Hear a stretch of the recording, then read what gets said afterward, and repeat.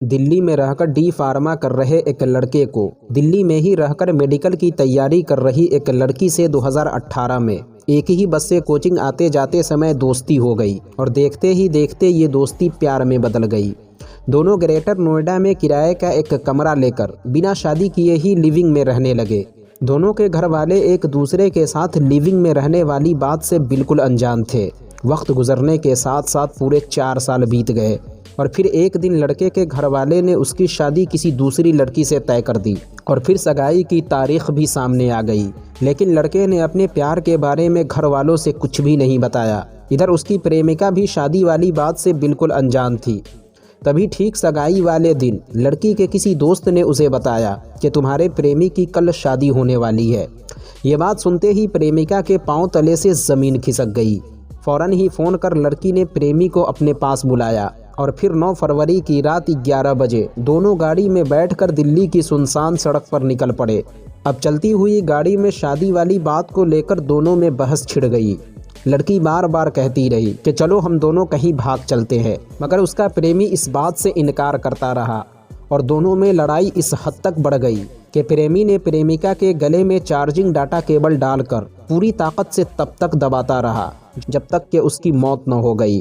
मौत के बाद वो बदहवास दिल्ली की सुनसान सड़कों पर तेज़ रफ्तार से गाड़ी चलाता हुआ सोचता रहा कि अब करें तो क्या करें, और आखिर रात 4 बजे 3 दिन से बंद पड़े अपने एक फार्म हाउस पहुंचकर वहां मौजूद एक फ्रीज में अपनी प्रेमिका की लाश रखकर शादी के लिए निकल पड़ा। और फिर कातिल प्रेमी अगली ही रात बड़े ही सुकून के साथ अपनी शादी की तमाम रस्मों को अंजाम दिया। और फिर पूरे 4 दिन बाद कैसे इस कत्ल का खुलासा हुआ, वो कहानी में सुनने के बाद आपके भी पांव तले से ज़मीन खिसक जाएगी। मगर कहानी शुरू करने से पहले आपसे एक छोटी सी गुजारिश है कि अगर आप चैनल पर नए हैं तो इसी तरह रहस्य, रोमांच और क्राइम से रिलेटेड सच्ची कहानियाँ देखने और सुनने के लिए हमारे चैनल को ज़रूर सब्सक्राइब करें। तो चलिए वीडियो की शुरुआत करते हैं।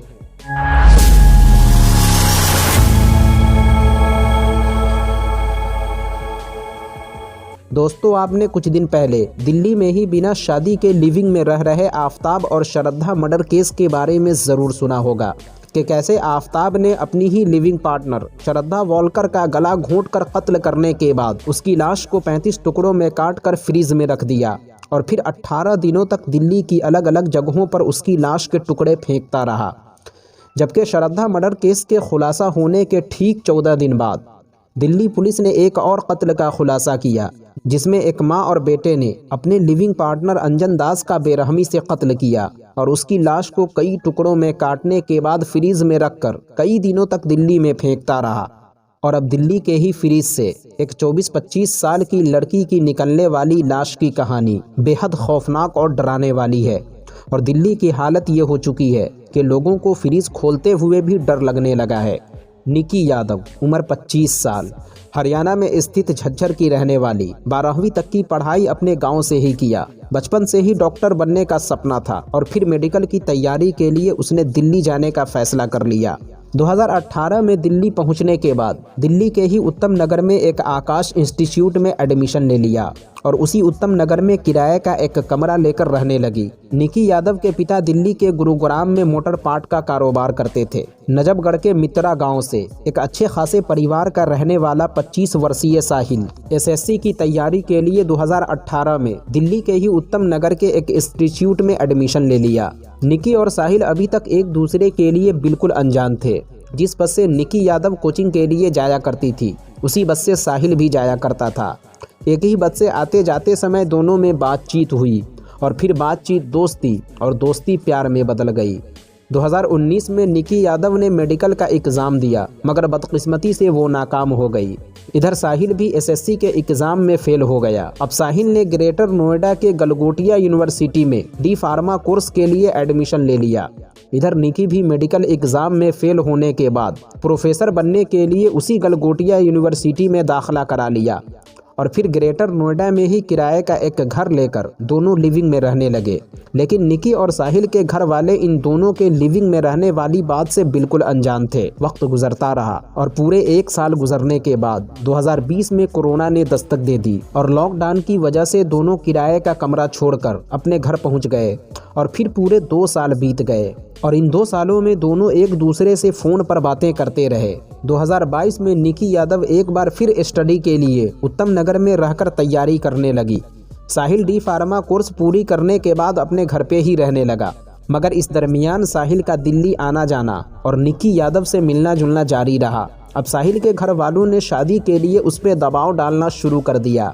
साहिल घर वालों को टाल मटोल करता रहा, मगर साहिल के घर वालों ने उसकी शादी एक दूसरी लड़की से तय कर दी। पंडित जी ने 9 और 10 फरवरी की तारीख सगाई और शादी के लिए तय कर दी, मगर साहिल ने अब तक ये बात निकी से बताया नहीं था। इधर निकी ने गोवा में वैलेंटाइन डे मनाने के लिए फ्लाइट की 2 टिकट बुक करवा चुकी थी। तभी 9 फरवरी यानी ठीक साहिल की सगाई वाले दिन निकी के किसी दोस्त ने उसे बताया कि आज तुम्हारे बॉयफ्रेंड की सगाई और कल उसकी शादी है। अब इतना सुनते ही निकी के पांव तले से ज़मीन खिसक गई, मानो उसकी ज़िंदगी में 9 फरवरी का दिन क़यामत बनकर टूट पड़ा हो। ऐसी खबर सुनने के बाद दुनिया की किसी भी लड़की पर यही बीतता, क्योंकि निकी यादव को साहिल पर भरोसा था कि वो उससे शादी करेगा। निकी ने फ़ौरन साहिल को फ़ोन कर बताया कि उसे उससे फ़ौरन मिलना है, और फिर साहिल ने शाम में आने का बताकर फ़ोन रख दिया। इधर दिन में सगाई की रस्म पूरी करने के बाद साहिल अपने 4 व्हीलर से उत्तम नगर में निकी के कमरे पर पहुंच गया। फिर साहिल ने निकी से कहा कि चलो गाड़ी में बैठकर बात करते हैं। फिर निकी अपनी छोटी बहन से, जो कि उसके साथ में ही रहती थी, ये कहकर गाड़ी में बैठ गई कि हो सकता है हम देहरादून या लंबे टूर के लिए निकल जाएं, इसलिए तुम फिक्र मत करना। अब रात 11 बजे से 1 बजे तक शादी को लेकर निकी और साहिल में बहस होती रही। निकी ने साहिल से कहा कि तुमने इतनी बड़ी बात मुझसे छुपाया कैसे, जिसके जवाब में साहिल ने कहा कि मुझ पर घर वालों का दबाव था, इसलिए मैं मजबूर हो गया। जिसके जवाब में निकी ने कहा कि चलो अभी भी कुछ बिगड़ा नहीं है, हम कहीं भाग चलते हैं और इस तरह तुम्हारी शादी भी टूट जाएगी और फिर हम लोग शादी कर लेंगे। लेकिन साहिल निकी के साथ भागने से इनकार करता रहा, जिस पर निकी को बहुत तेज गुस्सा आ गया और दोनों में लड़ाई तेज हो गई। इधर साहिल को भी गुस्सा आ गया और फिर साहिल ने अपने ही मोबाइल चार्जिंग डाटा केबल को निकी के गले में फंसाकर उसका गला घोंटने लगा। इधर निकी तड़पती हुई डाटा केबल को अपने गले से हटाने की बहुत कोशिश की, मगर वो ऐसा नहीं कर पाई और फिर कुछ सेकंड बाद ही निकी के जिस्म के जोड़ ढीले पड़ गए और उसकी मौत हो गई। मौत के बाद साहिल बदहवास होकर सोचता रहा कि अब वो करे तो क्या करे, और तकरीबन रात 4 बजे तक दिल्ली की अलग अलग सड़कों पर पूरी रफ्तार से अपनी गाड़ी भगाता हुआ सोचता रहा। और तभी उसके दिमाग में एक आइडिया आया कि नजफगढ़ के मित्राव गांव में उसका एक ढाबा है, जो कि शादी को लेकर 3 दिनों से बंद पड़ा है। और फिर 2-3 घंटे इधर उधर भटकने के बाद दिल्ली से 40 किलोमीटर दूर वो अपने उसी ढाबे पर पहुंच गया। और अजीब इत्तेफाक है कि रात 1 बजे से 4 बजे तक किसी पुलिस वाले ने उसे टोका तक नहीं कि इतनी रात को वो कहां और क्यों जा रहा है।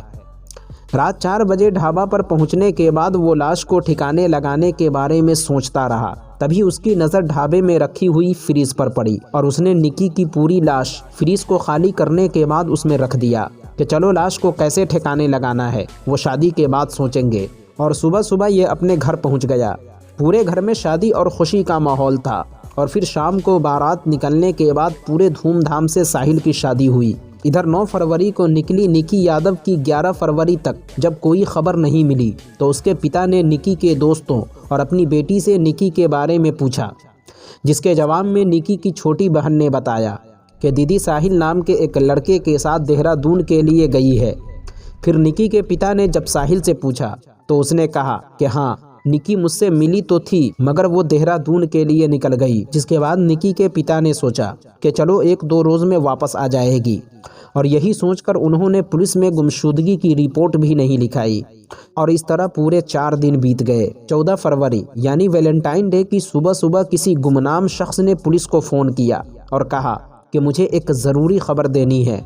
फ़ोन करने वाले ने पुलिस को बताया कि नजफगढ़ का एक लड़का जो पिछले 4 साल से एक निकी नाम की लड़की से प्यार कर रहा था और उस लड़के की शादी कहीं और हो गई है। जिसके जवाब में पुलिस वाले ने कहा कि इसमें हैरान होने वाली बात कौन सी है, बहुत से लोग ऐसे हैं जिन्हें प्यार कहीं और होता है और शादी कहीं और। फिर उस गुमनाम शख्स ने बताया कि हैरान करने वाली बात यह है कि 9 फरवरी की रात से जबकि उस लड़के की शादी और सगाई थी, निकी यादव गायब है। और हाँ, एक बात और 9 फरवरी की रात को मुझे उस लड़के के ढाबे से कुछ हलचल सुनाई दी थी। इतनी सारी बातें सुनकर पुलिस को भी शक हुआ और उसने ये बात एक सीनियर पुलिस वाले को बताई। सीनियर पुलिस वाले के कहने पर अगल बगल के तमाम पुलिस स्टेशनों में ये पता लगाने की कोशिश की गई कि निकी यादव नाम से कहीं कोई गुमशुदगी की रिपोर्ट लिखवाई गई है या नहीं, मगर निकी नाम से कहीं कोई गुमशुदगी की रिपोर्ट नहीं मिली। और फिर पुलिस वालों ने साहिल के ढाबे पर जाने का फैसला किया। ढाबा पहुंचने के बाद हर जगह तलाशी ली गई मगर कहीं कुछ नहीं मिला। तभी एक पुलिस वाले की नज़र फ्रीज पर पड़ी और फिर जैसे ही फ्रीज को खोला, निकी यादव की लाश फ्रीज से बाहर निकल पड़ी और ये माजरा देखकर पुलिस वालों के भी होशो हवास उड़ गए।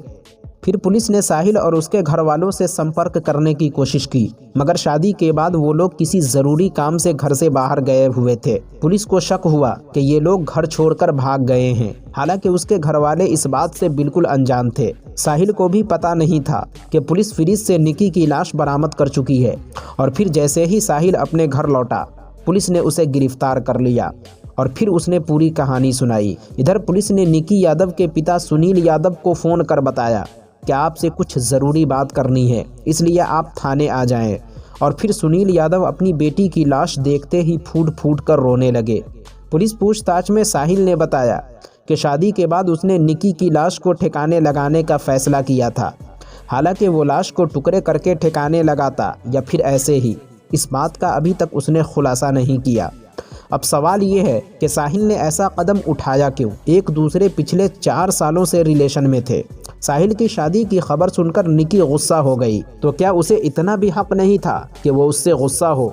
अगर साहिल को निकी से शादी नहीं करनी थी तो नहीं करता, मगर उसकी जान लेने का हक उसे किसने दिया? दोस्तों, जब तक माँ बाप अपने बच्चों पर ध्यान नहीं देंगे, जब तक उन्हें पूरी आज़ादी देते रहेंगे और जब तक बच्चे अपने माँ बाप के खिलाफ जाकर प्यार मोहब्बत करते रहेंगे, शायद तब तक ऐसी कहानियाँ सुनने को मिलती रहेंगी। तो दोस्तों, ये थी दिल्ली के तीसरे फ्रीज से तीसरी लाश निकलने की पूरी कहानी।